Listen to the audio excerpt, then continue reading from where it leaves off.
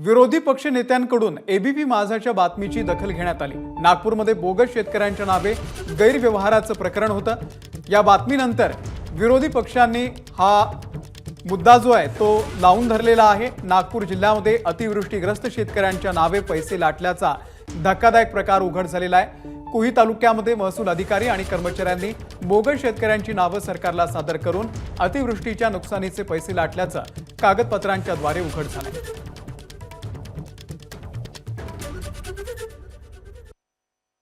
शेतकऱ्याच्या तोंडातला घास अशा पद्धतीनं अधिकाऱ्यांनी ओढलेला आहे। सगळ्यात महत्त्वाचा हा नागपूरचा आहे।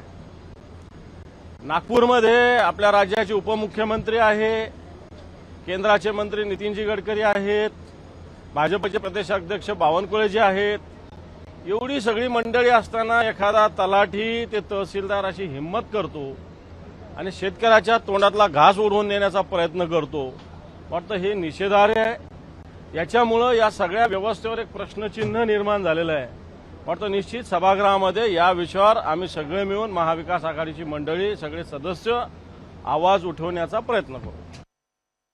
काल कृषी मंत्री धनंजय मुंडे जे उत्तर देत होते आणि मुख्यमंत्र्यांनी स्वतःची पाठ थोपटून घेतली। आम्ही 15,000 कोटी दिलेत। मी माझ्याकडे सर्व आकडे आहे। यांनी JR काढला पण पैसे दिले नाही।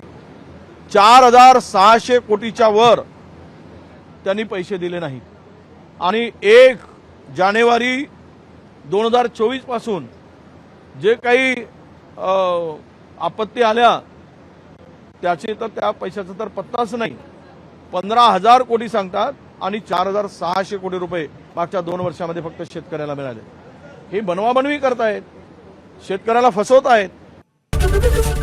एबीपी माझा, उघडा डोळे बघा नीट।